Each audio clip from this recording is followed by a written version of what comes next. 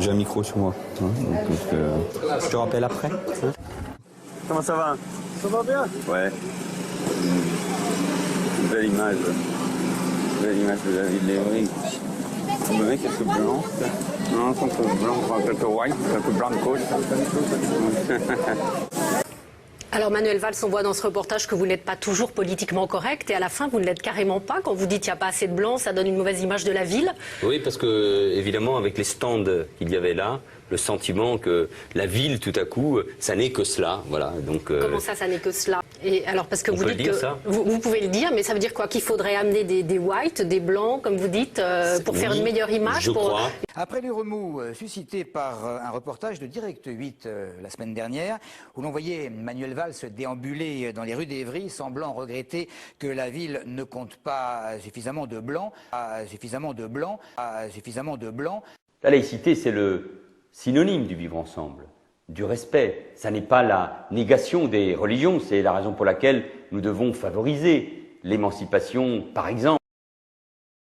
Les Juifs de France, comme le fait aujourd'hui le ministre de l'Intérieur, peuvent porter avec fierté leur kippa.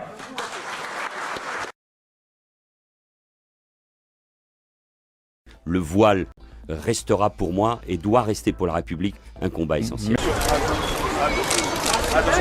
Excusez-moi, qu'est-ce qui se passe, mesdames?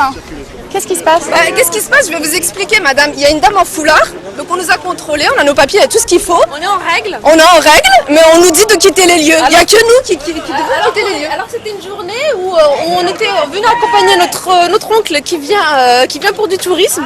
Et voilà ce qui se passe. Allez, s'il vous plaît. Et là, on est obligé de s'installer. Allez, c'est bon.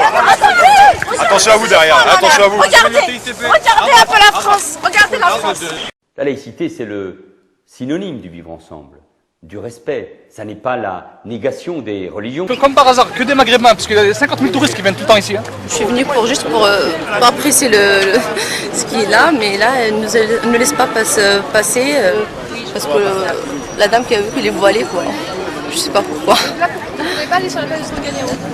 Bah, apparemment, non. Interdit de séjour là-bas. Le voile restera pour moi et doit rester pour la République un combat essentiel. Monsieur Valls, dire des choses sensiblement similaires à ce que dit Sarkozy. La force de Sarkozy, c'est d'avoir marché même sur les plates-bandes de ce que vous pouviez dire et de ne pas donner l'impression aux gens qu'il y a une différence entre les deux politiques. Non, il n'y a pas de vraie politique alternative de gauche. En tout cas, les Juifs de France, comme le fait aujourd'hui le ministre de l'Intérieur, peuvent porter avec fierté leur kippa. Par ma femme, je suis lié de manière éternelle à la communauté juive et à Israël. Quand même.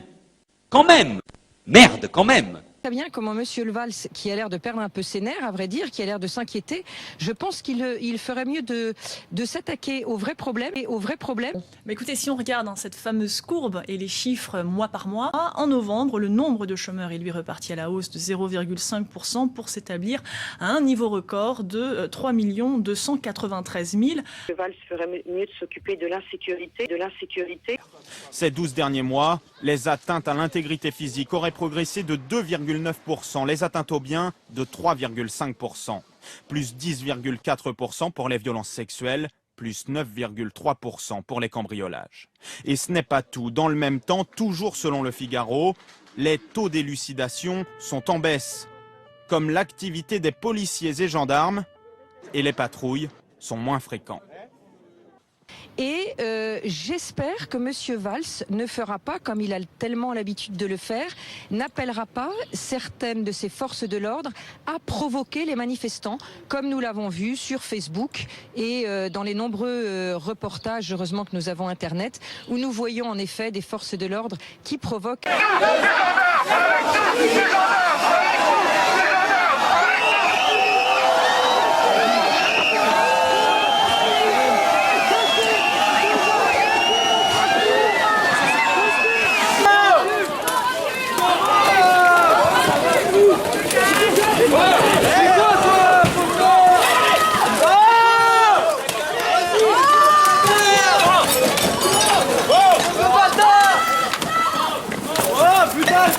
Il se dit, il faut temps que je fasse passer ces gens pour des casseurs. On va d'abord commencer en disant que l'attitude de Manuel Valls, son arrogance, sa virulence sont insupportables et inadmissibles. Monsieur le ministre, on vous demande des résultats, on vous demande de l'apaisement, pas de l'insulte.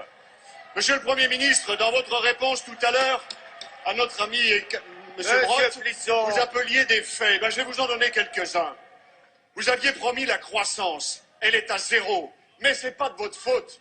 Vous aviez promis de l'emploi et le chômage va battre son record ici. Non, mais c'est pas de votre faute. Vous aviez promis le pouvoir d'achat et pour la première fois dans notre pays depuis 30 ans, le pouvoir d'achat a baissé, mais c'est pas de votre faute.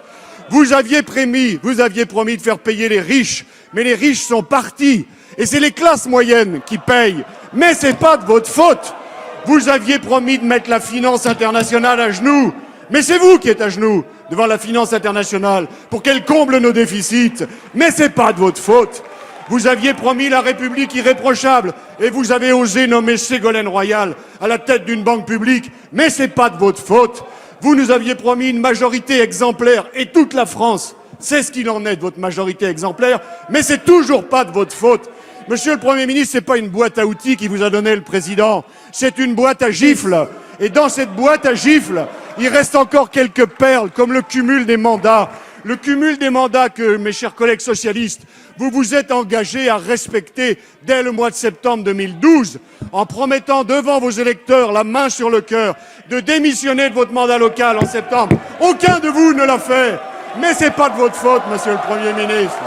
Alors, monsieur le Premier ministre, à force de dire que rien n'est de votre faute, à force de n'être responsable de rien, faudra pas vous étonner si un jour les Français vous disent « Mais qui est le Premier ministre dans ce pays ?» Ce sera pas de leur faute.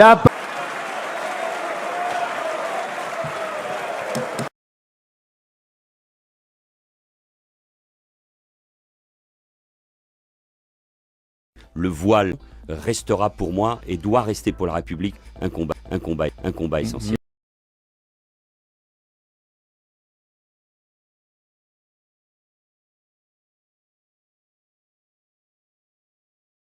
Mais moi, je considère qu'il est de la responsabilité d'un ministre, il est de la responsabilité des politiques et des élus, de la société qui doit condamner Monsieur Dieudonné Mbala et ce geste de ce Dieudonné qui ne fait plus rire personne depuis bien longtemps,